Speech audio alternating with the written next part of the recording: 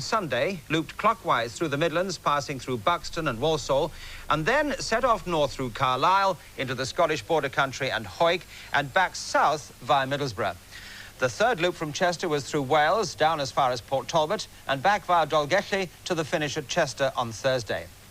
Hannu Mikkola in the Quattro has won the last 3 RACs, but the favourite this time was Ari Vatanen in the ultra-powerful Peugeot 205.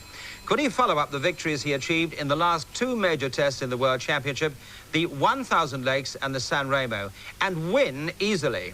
Well, I don't think it's done as easily as said, but I do think that we have a realistic chance, but it's a long rally. Hannu knows this forest very well. He has a reputation of doing very well in our RAC, and I haven't got that one. And so by no means it's going to be one-horse race. Nevertheless, Chester must have nostalgic memories for you when 3 years ago when you won the championship here. Yeah, exactly. Well, that was, well, out of the 8 times I have taken part, I have finished only 2 times, and of course 81 was one of them. So I hope at least to finish this one. Very best of luck. Thank you. Thank you, Ari. Thank you. Former World Rally champion Ari Vatanen and the French Peugeot team are riding the crest of a wave. Their new purpose-built, mid-engine, 4-wheel drive, lightweight, turbocharged racer has to date carried all before it in its debut season, and in the process proving more than a match for the previously dominant Audis. Hoping to dominate the Group A category is Tony Pond in his Rover Vitesse. Realistically, what sort of chance have you got with this Group A car, Tony? Overall-wise, I think we would hope to finish in the top 10, but that isn't our main aim, really. What we want to do is try and win Group A. I mean, that's what I'm paid to do. So who are you competing against in Group A, then? We've got the Volkswagen Golf, Saab Turbos. It's quite a strong class, actually.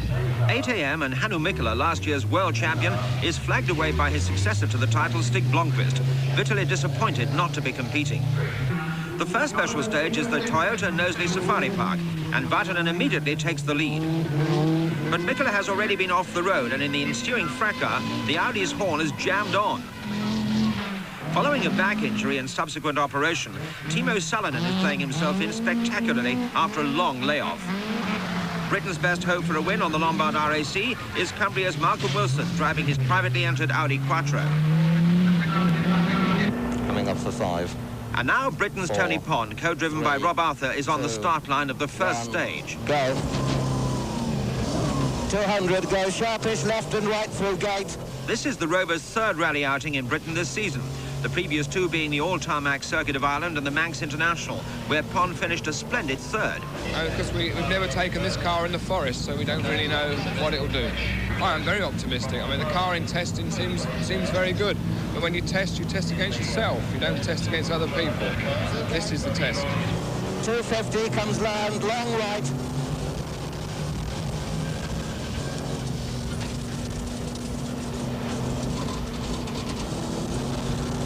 Keeps coming round.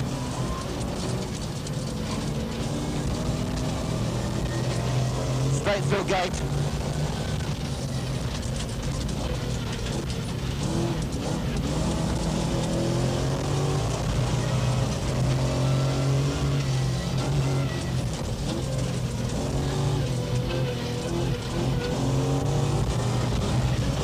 Medium right.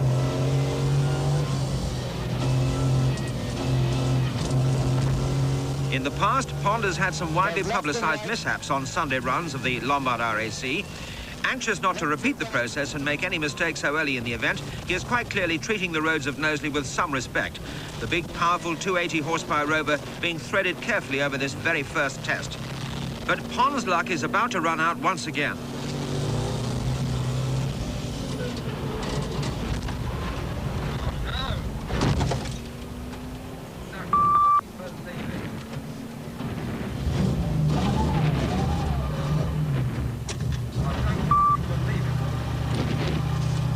All right, let's get out and have a look. The car's sickening impact against a tree spells serious damage, and it's quite clear the Rover isn't going to go much further. Pond tries desperately to extricate the stricken machine, but it's to no avail. It's gone, isn't it? Co-driver Rob Arthur voices the 2 men's worst fears. From outside, the carnage looks even worse as marshals spring to the team's aid. Somehow or another, they're going to try and get it back on the road and to the end of the special stage.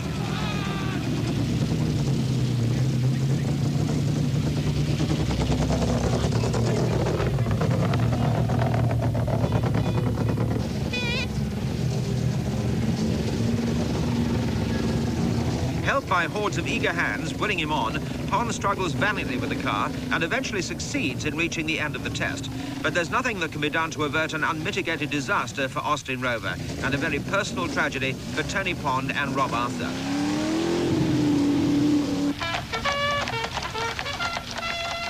And so to a more reliable form of transport as a group of stalwart traditionalists herald the start of the Shell Oil special stage at Chatsworth House. Once again, Ari Vatanen is easily fastest.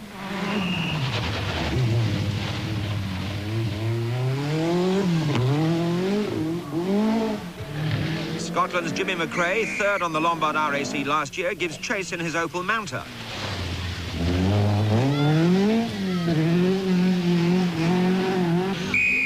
This year's East African Safari Rally winner, veteran Bjorn Valdegaard, again leads the Toyota Challenge in his Celica Turbo. And the French girl Michèle Mouton is grimly determined to finish a poor season on a high note with her 500 horsepower Audi Quattro Sport, the most powerful machine in the rally. After 2 national rally wins in recent weeks, including a sensational victory over Michèle on the Audi National, Malcolm Wilson is in great form. As is the American champion John Buffum, fresh from his first European rally win in Cyprus.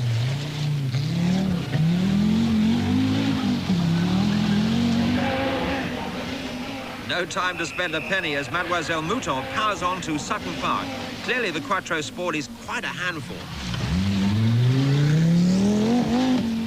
See the short distance between the back of the door and the rear wheel. But some of the men are having every bit as much trouble. And the driver with the most spins to his name so far is Kenyan Shaker Mehta. Young Finn Juha Kankonen is part of a strong 3-car Toyota entry, and Russell Brooks has made himself something of an RAC rally specialist in recent years. At Trentham Gardens, the first day's action draws to a close, but competitors know only too well that the real rally begins tomorrow.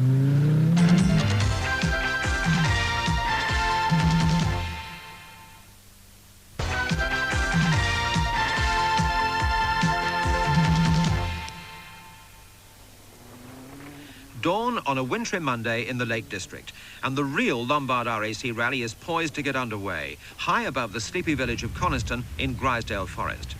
Despite having a fire extinguisher accidentally discharge itself inside his car, Vatanen is simply racing away from the opposition, building rapidly on an overnight lead of 39 seconds that had been achieved in only just over 20 special stage miles.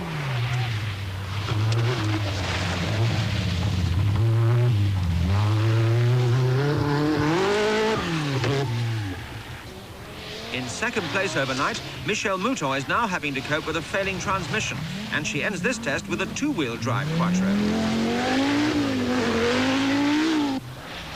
Third overnight, Bjorn Valdegaard's fine start to the rally is destined to end with engine failure after just 11 special stages. And in fourth place is Hannu Mikkola, forcing his way back up the field following that indiscretion in Knowsley, which dropped him to 33rd place. Already on this test, Kankonen has been forced to stop and change a puncture, which drops him from 5th to 20th place, and he's now driving flat out to try and make up that deficit.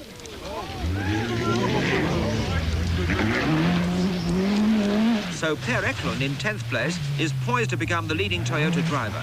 The powerful Celica is proving very competitive in the 2-wheel drive race.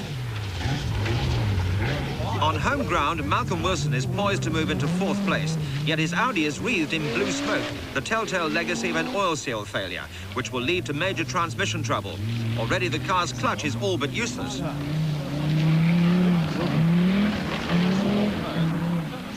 No such drama for Norwegian John Hogland, however. His reliable little Skoda is once again leading its class.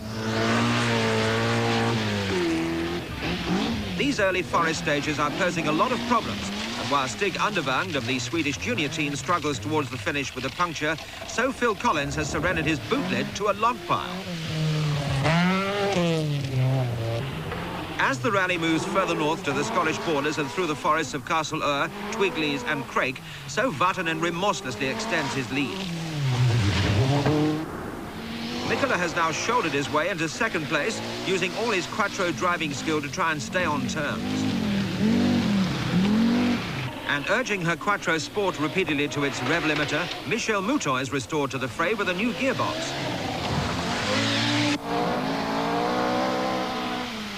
As ever, the two Opel Manta drivers are locked in battle. But Russell Brooks has now lost his overnight 11-second lead over McRae. The Scotsman has turned the tables, and the tussle is fiendishly close. And determined to stay ahead of them is Per Eklund, putting together a spirited drive for Toyota as the cars head for the rest halt at Hoyk. Yesterday, those Mickey Mouse stages, we stayed out of trouble, which is the main thing on Sunday. And today, on a gravel, once we got into the forest, we have increased our lead quite handsomely. And I must say, I'm very pleased with the state of affairs at the moment. Now the spectre of Europe's largest man-made forest awaits Kilda. I hope it doesn't live up to its reputation. I will be relieved when the Kilda is over. 5, 4, 3, 2, 1, go! Well, out of 8 RACs done, I've retired 3 times in Kilda, so it's it's not the best place in the world. 5, 4. I wish we were running a little bit higher up the road through Kilda, because it's undoubtedly going to be very, very soft, and the leading cars have a tremendous advantage. 10. I retired in Kilda 82, and I have been there, so 5, it's terrible forest. 3, 2, 1, go! And yet again, a night in the Kilda Forest complex has stamped its indelible mark on the rally. But not that you'd notice from Britan's smooth progress. Here at Wycombe Forest in North Yorkshire early on Tuesday morning, it's business as usual. The 2-minute lead must be extended further. Mikula's so far vain chase of Britan has taken him almost 9 whole minutes clear of any other competitor. It's very much a 2-horse race.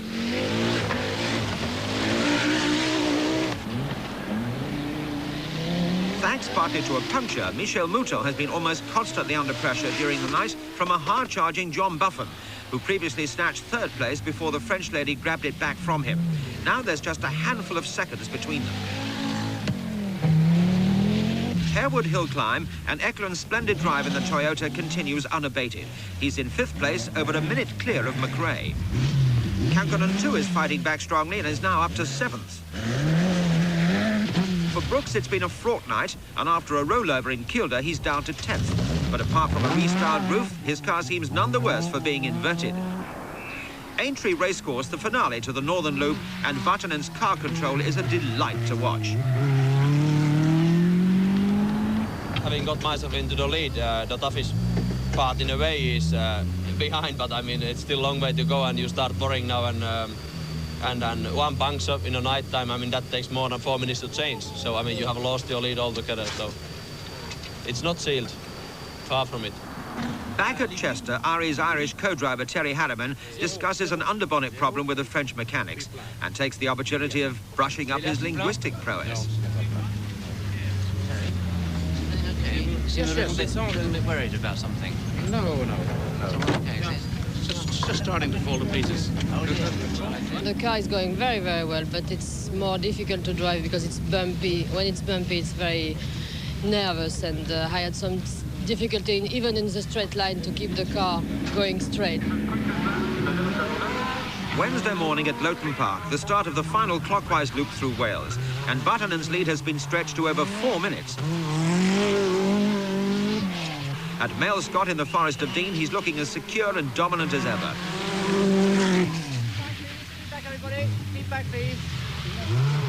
But Mikula, 4 times a winner on the Lombard RAC, has never been one to abandon a chase without a fight. And although the big Quattro is at a disadvantage, he's still trying hard to maintain some pressure on the leader. 8 minutes behind Hanu, Michel Mouton has been unable to exploit the Quattro Sport's awesome horsepower. And the battle between herself in the only official factory-supported Audi on the event and the long wheelbase A2 version of John Buffon continues apace. The American has been improving all year, and he's now giving a splendid World Championship performance. Co-driven by Chester-based Neil Wilson, he's just 56 seconds behind the French girl.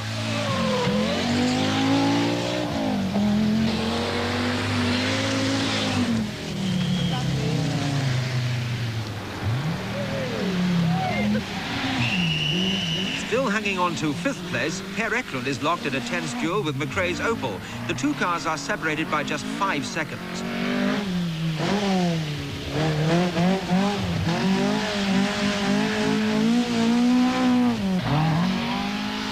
And the scene seems set for another famous Russell Brooks fight back.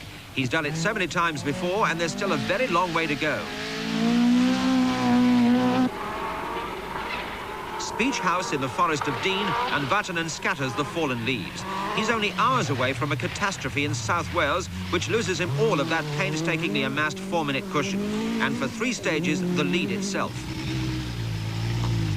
But at the 6 a.m. rest halt in Dolgellau, he's more than made up a 40-second deficit to Mikkola, overtaken the Audi, and once again leads the rally by just over a minute.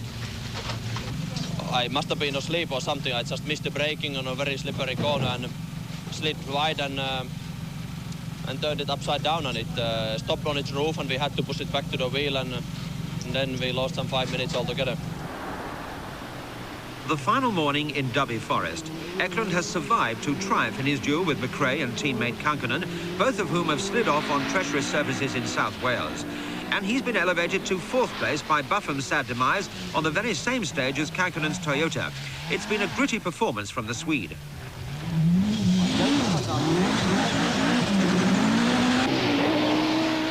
Michel Mouton has also survived a difficult night, complicated by more transmission trouble.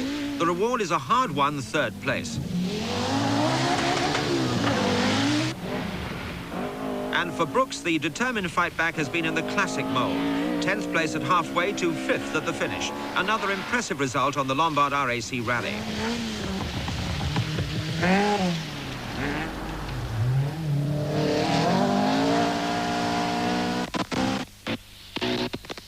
There's one last twist to this event.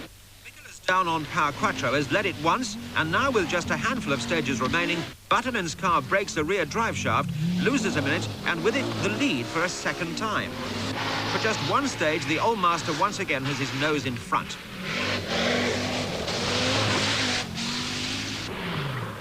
But Britan's machine is rapidly restored to health, and despite an 11th-hour charge having fitted a new turbocharger, Mikkola is forced to give way. The gap between the two fins at the end, just 41 seconds. For Ari Vatanen, it's been a crucial test of his composure under pressure, and at the end, he and Terry Harriman have come through to triumph. Obviously, they've got a lot of bottle.